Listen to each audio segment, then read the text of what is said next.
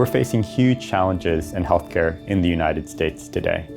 We've got rising demand for healthcare services, but limited supply. And we're seeing the consequences of that play out with rising costs, access delays, and increasingly burnt out workforce.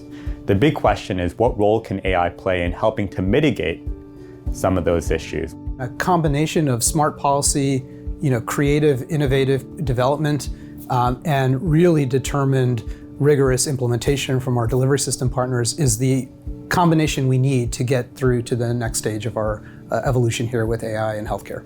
Nothing's more important than trust in healthcare, and trust matters to what we do with our technologies as well. Everything in healthcare moves at the speed of trust, and that will also be true for how we implement these new novel technologies like generative AI in our health systems today.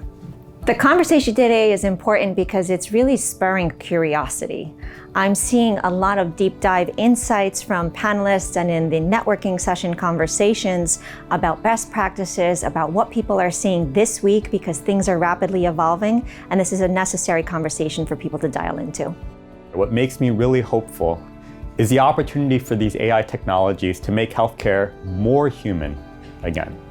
For so long, we've deployed technologies in healthcare that actually serves as a wedge, separating the patient from the provider. But what we're starting to see is these technologies are actually allowing our providers to spend more time, pay more attention, focus on the needs of the patient in front of them, as opposed to focusing on the computer. We are right now in some ways, an inflection point in the trajectory of this technology. It's demonstrated enormous potential for improving care for patients and families and whole communities, but we haven't yet sort of tipped over into really realizing the benefits of this technology. So this conversation about trust and about how we build connection between the technology and our clinical workflows and our patients' lives is going to be critically important to getting past that tipping point and into the future.